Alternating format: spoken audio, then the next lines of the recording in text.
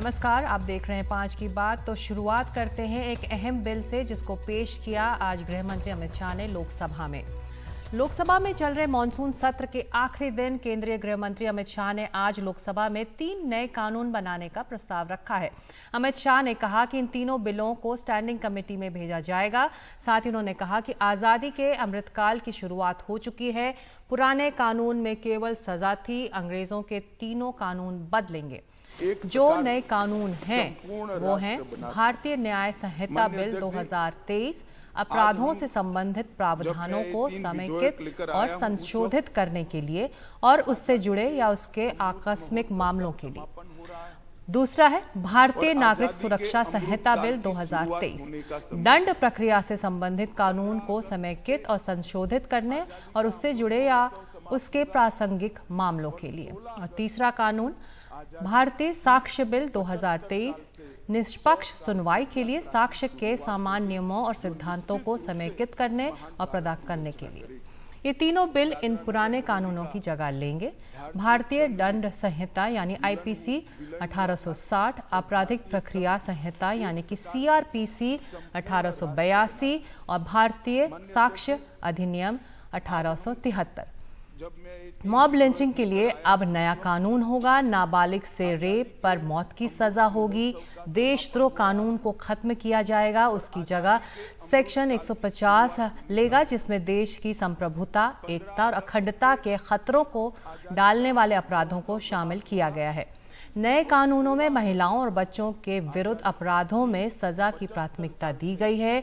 देश से कहीं से भी एफआईआर दर्ज कराई जा सकेगी। महान भारत की रचना करेगी। दादरा नगर हवेली का भारतीय राजद्रोह पर ये अंग्रेजों ने अपने शासन को बचाने के लिए एक कानून बना था। मैं इस सदन को कहना चाहता हूं, एक ऐतिहासिक निर्णय इस सरकार ने किया है। राजद्रोह को कंप्लीटली हम रिपील कर रहे हैं, कंप्लीटली। यहां लोकतंत्र है, सबको बोलने का। आज मैं जो विधेयक 3 विधेयक एक साथ लेकर आया हूं, ये तीनों विधेयक दंड विधान प्रक्रिया, क्रिमिनल जस्टिस सिस्टम को बेसिक कानून, इसके लिए मूलभूत कानून ये 3 विधेयकों के अंदर है। एक है इंडियन पिनल कोड जो 1860 में बनाया गया। दूसरा है क्रिमिनल प्रोसीजर कोड जो 1898 में बनाया गया। और तीसरा है इंडियन एविडेंस एक्ट। जो कानून रिपील होंगे इस तीनों विधेयक से, वो कानूनों की आत्मा जो है, वो कानूनों का मध्य बिंदु है कानून बनाने का, वो अंग्रेज शासन को मजबूत करने की दृष्टि से कानून बनाए गए थे। इनकी जगह जो 3 नए कानून बनेंगे, उनकी आत्मा होगी भारत के नागरिकों को संविधान प्रदत्त सारे अधिकार जो मिले हैं, इसकी सुरक्षा। मैं ये बिल स्टैंडिंग कमेटी को भेजने वाला हूं। सबसे पहला चैप्टर इसमें आएगा महिलाओं और बालकों के साथ अपराध। दूसरा चैप्टर आएगा मानव वध और मानव शरीर के साथ जो अपराध होते हैं उसका आएगा। तो हमने शासन की जगह नागरिक को केंद्र में लाने का एक बहुत बड़ा सैद्धांतिक निर्णय कर हम ये कानून लेकर आए हैं। मान्यवर, इस कानून को बनाने के लिए बहुत लंबी प्रक्रिया हमने की है और इन बिल को सरलता से समझाने के लिए आपके लिए हमारे साथ हैं जाने माने वकील सिद्धार्थ लूथरा। बहुत शुक्रिया एनडीटीवी इंडिया के लिए वक्त निकालने में। सिद्धार्थ जी, आप एक तरह से कहा जा रहा है कि ओवरहॉल है इस पूरे सिस्टम का, पूरी प्रणाली का। पहला रिएक्शन इन तीनों बिलों पर आपका? देखिए, मैंने 2 बिल गौर से देखे हैं। जो एविडेंस है, साक्ष्य का कानून है, वो मैंने ध्यान से भी नहीं देखा क्योंकि समय नहीं था। पहली चीज तो मैं बताऊंगा, जो पिनल कोड को उन्होंने ओवरहॉल किया है उसमें एक बड़ा कुछ बदलाव आए हैं। पहला तो ये बदलाव के जो करप्शन के कानून प्रोविजंस हैं वो इसमें ले आए गए हैं। ऑर्गेनाइज क्राइम के, जो महाराष्ट्र ऑर्गेनाइज क्राइम में कोका के कुछ प्रोविजंस उस टाइप के ले आए हैं और कुछ टेररिस्ट रिलेटेड प्रोविजंस इसमें लाए गए हैं। तो ये तो मेरा मानना है बहुत अच्छी चीज है, क्योंकि जितने कम कानून हो उतना अच्छा है। और जो सारी हमारी जो डेफिनेशन थी, जो परिभाषाएं थी, उनको हमने एक धारा में डाल दिया। उसका मतलब ये हुआ कि जो कानून 400 कुछ प्रोविजंस वाला था, उसको हमने करीबन 350 कुछ बना दिए हैं। अब इसमें नया क्या है, ये मैं आपको 2 मिनट में स्पष्ट कर देता हूं। एक तो हमने जो हम पनिशमेंट देते, सजा देते, उसमें हमने पहली बारी कम्युनिटी सर्विस डाल दी है। मेरी उम्मीद थी कि इसमें और बदलाव आएगा। इसमें जो इलेक्ट्रॉनिक कॉलर है, जिसे ब्रेसलेट लगाई जाती, जिससे आदमी ओपन प्रिजन्स की बात हो जाती, तो अच्छा रहता, पर कुछ तो चेंज आया है। दूसरी चीज, इन्होंने थेफ्ट में, चोरी में, स्नैचिंग का, जो चेन स्नैचिंग वगैरह, जो कपड़े स्नैचिंग, बैग स्नैचिंग के प्रोविजंस डाले हैं। और चौथी चीज, फेक न्यूज के बारे में, जो फॉल्स न्यूज होती है, उसके बारे में, उसके भी प्रावधान इसमें डाले गए हैं। तो ये तो सब अच्छी चीजें हैं और मेरा मानना है कि सही है। लेकिन एक चीज जो मुझे अभी समझ नहीं, उम्मीद है कि इसके बाद बदलाव आएगा, कि हमने इंडियन पिनल कोड को तो वापस लेने की बात की, पर ना प्रिवेंशन ऑफ करप्शन एक्ट, भ्रष्टाचार का कानून, ना मकोका, ना यूएपीए, अनलॉफुल एक्टिविटीज एक्ट को वापस लेने की बात की। मतलब लगता यह है कि दोनों चीजें तो नहीं साथ चल सकती, ना ही चलनी चाहिए। और अभी भी यूएपीए के कई प्रोविजंस हैं जो यहाँ नहीं आए हैं। तो इसलिए मेरा मानना है कि जो टेररिस्ट रिलेटेड ऑफेंसेस हैं, उनका हम अगर हम उनको 2 जगह रखेंगे, तो उसमें कहीं ना कहीं समाज पे असर हो सकता है, कहीं ना कहीं समाज को तकलीफ आए, लोगों को तकलीफ आए। दूसरी चीज, काफी बदलाव लाया गया, लेकिन अगर मूल रूप से देखा जाए तो जो अंग्रेजी कानून है, उसको ही हमने लेके उसी की हमने कुछ हद तक रीपैकेजिंग की। जैसे कि जिसे हम मिसकैरेज कहते हैं, तो एक एक्सप्रेशन है, वुमन क्विक विथ चाइल्ड, मतलब एक औरत गर्भवती हो, किस स्टेज तक गर्भवती हो, वही हमने फ्रेज यूज किया। अब हम प्रेग्नेंट यूज कर लेते, वर्ड गर्भवती कह देते। तो कई ऐसी चीजें हैं जो बदलाव जी जितना होना चाहिए था मुझे नहीं दिख रहा है। रह गई सेडिशन की बात, देखिए सेडिशन की लैंग्वेज में बदलाव आया है, पर मूल रूप से सेडिशन के कई रूप हैं। मेरा वैसे ही मानना रहा है कि सेडिशन की जगह हमारे यहाँ बहुत प्रोविजन थे, तो इसलिए सेडिशन को रखना ना रखना कोई बहुत इसेंशियल नहीं था। तो ये तो रह गई सीआरपीसी की बात। हाँ, एक चीज और, कि अगर कोई शख्स अपनी पत्नी के साथ जो डिवोर्स हो या उनसे अलग हो, उनके साथ संबंध बनाए, तो उसके लिए सजा रखी गई है, 7 साल तक सजा रखी गई है, और वो एक प्रोविजन नया आया है। और एक और चीज मैं जरूर कहना आपको चाहूंगा कि एक हमारे यहाँ एक ऑफेंस होता है, रैश एंड नेग्लिजेंट एक्ट। मतलब जैसे कोई एक्सीडेंट में कोई मौत हो जाए या कोई डॉक्टर के हाथ मौत हो जाए, अब उसकी सजा 3 से उसकी सजा बढ़ाई गई है। अब मेरा मानना है कि सिंगापुर में हमने पहले देखा है कि रैश एक्ट और नेग्लिजेंट एक्ट को अलग कर दिया गया, एक की सजा कम रखी गई, एक की अलग रखी गई। तो ये बदलाव हमारे यहाँ आना चाहिए, ये सोच हमारी आनी चाहिए थी कि ये दोनों अलग चीजें हैं। लेकिन उम्मीद है फिर कभी आएगा, ये ऐसा नहीं है कि अभी सेडिशन लॉ का जिक्र आपने सिद्धार्थ लूथरा किया। सेडिशन लॉ जो है, उन्होंने ये अनाउंस किया कि वो ये विड्रॉ कर रहे हैं, रिपील कर रहे हैं, लेकिन एक लॉजिक ये भी है कि क्या जो रिपील करके और स्ट्रिंजेंट उसे बना रहे हैं, उस धारा को, सेक्शन 150 की बात हो रही है इस बिल में, तो ये कहीं ना कहीं क्या रिपील करना जस्टिफाई होता है, या कि और ज्यादा स्ट्रिंजेंट और स्ट्रिक्ट हो गया है अब सेडिशन लॉ? देखिए सेडिशन लॉ कुछ हद तक मॉडिफाई हुआ है, रिपील नहीं हुआ है। जिस रूप से वो था, उस रूप से बदल के उसको दूसरा रूप दिया गया है। उसमें इंटेंशन की बात की है, और कुछ माइनर बदलाव लाए गए जो मुझे लगता है कि सही रहेंगे। लेकिन कैसे ये इंटरप्रेट होगा, कैसे कोर्ट्स इसको किस नजरिए से देखेंगे, पुराने नजरिए से देखेंगे, कितने हद से बदलाव से देखेंगे या समझेंगे, तो ये देखने वाली बात है। कुछ हद तक सेडिशन का जो स्कोप था, जिसकी एप्लीकेबिलिटी, सेडिशन अगर देखें कि केदारनाथ सिंह की जजमेंट में उन्होंने कहा था कि ये तो आप हर जगह लगा देंगे, इसलिए उसको नैरो किया गया था कि ज्यादा इसको बढ़ के ना लगाया जाए। तो उस हद तक तो मेरे को लगता है कि होम मिनिस्ट्री ने कुछ मेहनत की है और कोशिश की है कि इसको लिमिट किया जाए, पर अभी काफी ब्रॉड है। आम दर्शकों के लिए समझाने के लिए बहुत छोटी छोटी चीजें उन्होंने की हैं जिसका स्वागत लोग कर रहे हैं।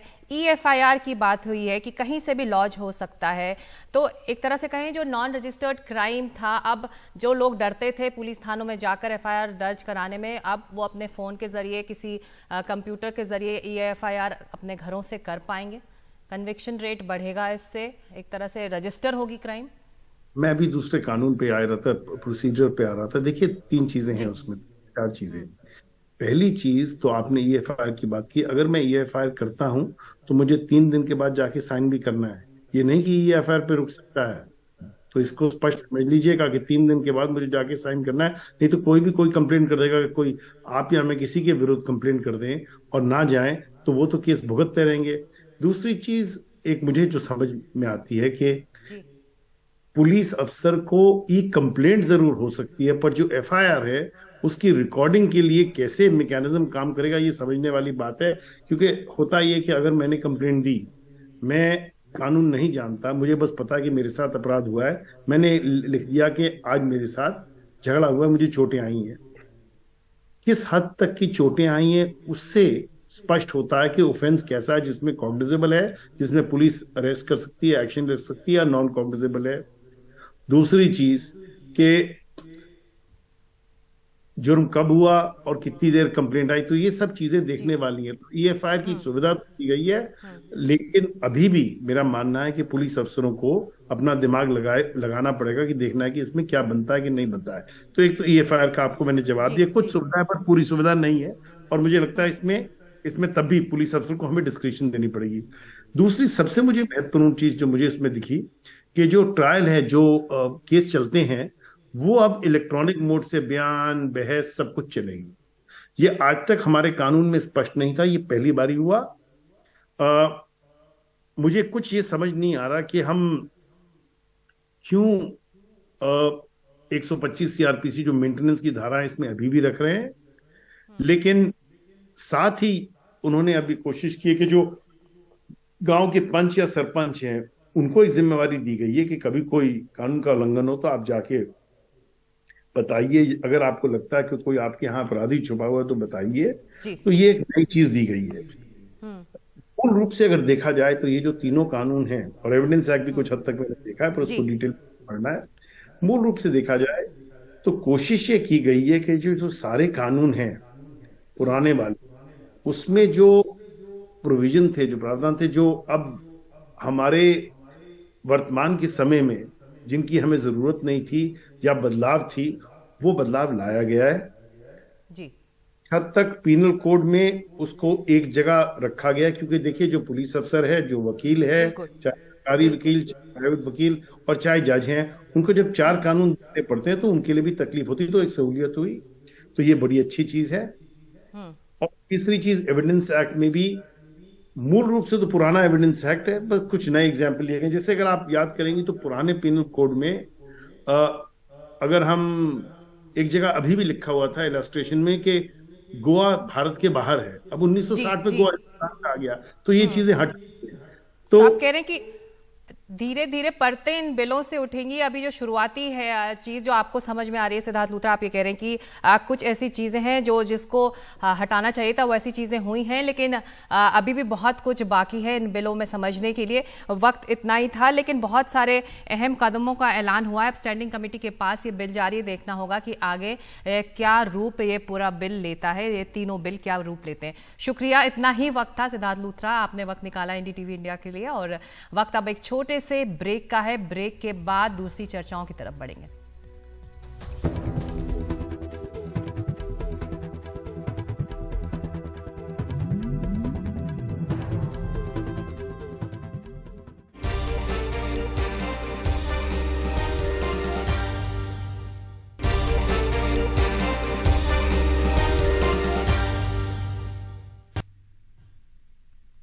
सरकार अब ऐसे लुभावने विज्ञापनों पर नकेल लगाने की कोशिश कर रही है जिसमें आम लोगों के बीच भ्रम बनता है।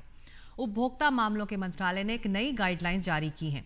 ये स्वास्थ्य और तंदुरुस्ती के सोशल मीडिया इन्फ्लुएंसर्स के लिए है। गाइडलाइन के मुताबिक जो भी इन्फ्लुएंसर या सेलिब्रिटी लोगों को सलाह देते हैं, उन्हें बताना होगा कि वो किस हैसियत से ये सलाह दे रहे हैं। वो स्वास्थ्य विशेषज्ञ हैं या मेडिकल प्रैक्टिशनर, या फिर उन्हें डिस्क्लेमर देना होगा कि वो बस विज्ञापन कर रहे हैं। इसलिए ये ज़रूरी है कि कुछ इन्फ्लुएंसर्स की गलत सूचनाओं से लोगों की सेहत प्रभावित हो रही है। और यही है अगली चर्चा का मुद्दा। डॉक्टर शीतल कपूर कंज्यूमर राइट एक्टिविस्ट हैं और मनीष भट्ट एड गुरु हैं। दोनों का स्वागत है एनडीटीवी इंडिया में। अगर मैं आपसे शुरू करूं शीतल, कंज्यूमर्स के लिहाज से जो इन्फ्लुएंसर्स या सेलिब्रिटीज जो कहते हैं किसी प्रोडक्ट को लेकर और उन्हें मान लेते हैं आंख मूंद कर, उस लिहाज से आप इस फैसले का स्वागत करेंगी?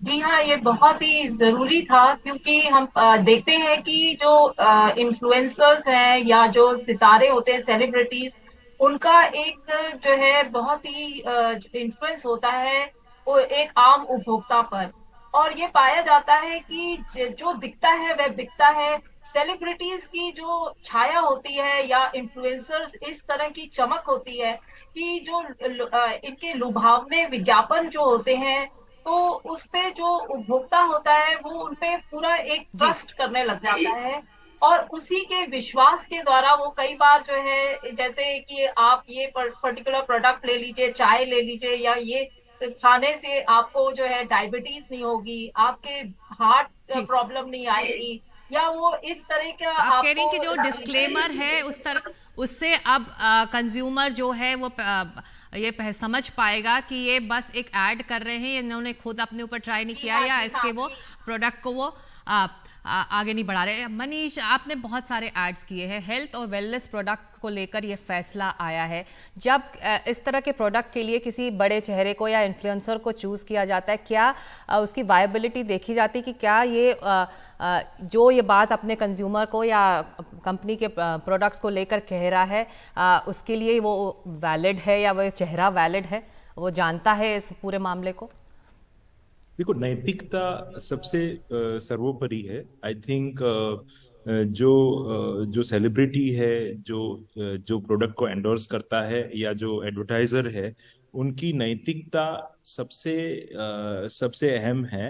वो भी एक कंज्यूमर है और उनको वो भी कई सारी प्रोडक्ट्स को कंज्यूम करते हैं, तो उनको ये चीज का मतलब ध्यान और एक वेटेज देना चाहिए कि वो लोग कुछ गलत चीज नहीं कर रहे। काफी टाइम तो प्रोडक्ट्स बहुत हल्की फुल्की और स्वास्थ्य या इतनी सीरियस और गंभीर विषयों पे नहीं होती है, सब्जेक्ट्स पे नहीं होती है। बट जब ऐसे कोई सब्जेक्ट्स हो, ऐसी कोई कैटेगरीज हो जिसमें उसका बुरा असर पड़ सकता है, उस पे तो नैतिकता ही सबसे इम्पोर्टेंट है। माफ कीजिएगा, मैं यहाँ टोक रही हूँ, लेकिन मनीष हम यहाँ समझना चाहेंगे कि जब किसी चेहरे को एक एंडोर्समेंट के लिए लिया जाता है तो उसकी रीच देखी जाती है, या फिर ये भी देखा जाता है कि वो जो क्लेम कर रही है कंपनी उसके लिए वो कितना सही है? क्या वो भी वो हिस्सा बन जाता है उस ऐड का, या फिर बस कंपनी की बात कहकर वो ऐड खत्म हो जाता है और उसको अपने पैसे मिल जाते हैं? सी, प्रोपेगेंडा एंड रियल कम्युनिकेशन में वही डिफरेंस है। मैं पिछले 30 सालों से काम कर रहा हूँ और हम ये चीज जरूर देखते हैं कि ये कॉज, ये प्रोडक्ट, ये मैसेज, ये जो संदेशा है, उसके लिए जो एंडोर्सर है, जो सेलिब्रिटी है, जो इन्फ्लुएंसर है, वो कितना एप्ट है, कितना योग्य है।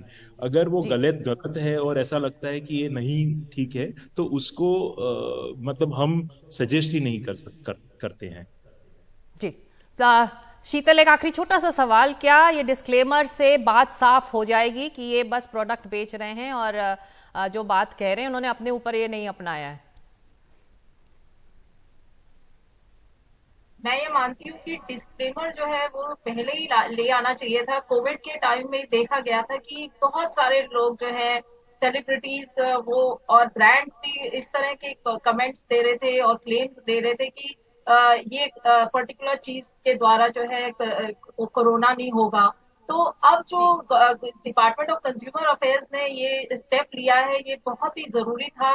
चाहे 3 साल बाद लिया गया है, कोरोना के जाने के बाद जो है हम पा रहे हैं कि, और बहुत सारे जो है जो लोग जो है इनके पर ट्रस्ट, एक तो ट्रस्ट इशू रहता है, और उनकी जो छाया होती है उसकी चमक में इतने इन्फ्लुएंस हो जाते हैं कि वो वही चीजें खाना शुरू कर देते हैं, वही पदार्थों को कंज्यूम करने लगते हैं आप कह बिना रही हैं मेडिकल डॉक्टर के जो है डॉक्टर का प्रिस्क्रिप्शन या डॉक्टर के पास जाना बहुत जरूरी है।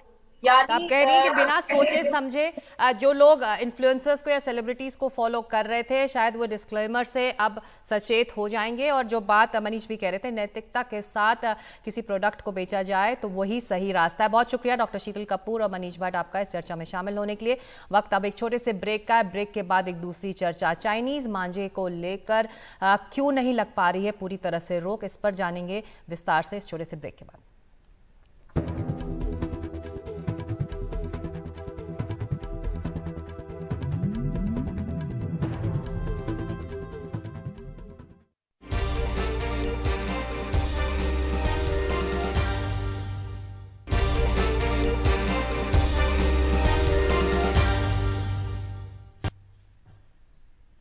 चीनी मांझे से लोगों की जान जा रही है, इस पर पाबंदी लगाने की बात खूब हो चुकी है।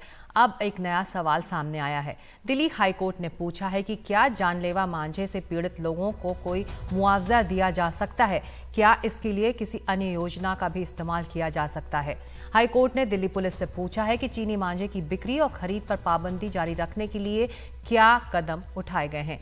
जनवरी 2017 से अगस्त 2022 के बीच दिल्ली सरकार ने चीनी मांझा बनाने वाले, बेचने वाले और जमा करने वाले 255 लोगों के खिलाफ कार्रवाई की है। ये जानकारी कोर्ट को केंद्र सरकार की तरफ से पेश हुए वकील ने दी थी।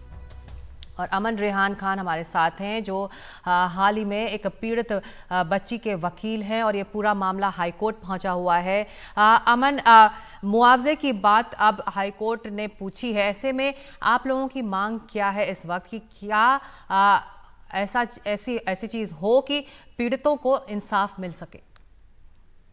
देखिए, बेसिकली हमने जो कोर्ट में जाके प्रेयर करा है, वी हैव मेड 2 प्रेयर्स, हमने 2 प्रेयर्स करी हैं। पहली प्रेयर है कि उनको कॉम्पनसेशन दिया जाए, मुआवजा दिया जाए, जो फैमिली मेंबर्स हैं जिन्होंने अपना एक लव्ड वन खोया है ऐसी चीज के बदौलत जो ऑलरेडी बैंड है बाय एनजीटी में। ये चीज ऑलरेडी 2017 में बैन हो गई थी। सुप्रीम कोर्ट ने भी उस बैन को अपहेल्ड करा था, लेकिन फिर भी अवेलेबल है, बिक रहा है, लोग परचेज कर रहे हैं विदाउट अवेयरनेस, उनको पता नहीं है क्या लीड कर सकता है। तो हमने फर्स्ट ऑफ ऑल हमने कॉम्पनसेशन के लिए प्रे करा है। एंड सेकेंडली, जो ban already authorities, courts, tribunals ने लगा रखा है, उसको इम्प्लीमेंट करने के लिए कुछ नए स्टेप्स लेने जाने चाहिए, उसके लिए हमने कोर्ट को अप्रोच करा। जी अमन, आपने कहा कि बैन लगा हुआ है फिर भी ये बिक रहा है, इस पर क्या सरकार और पुलिस का पक्ष रखा जा चुका है? क्या कहा है दोनों ने अदालत में?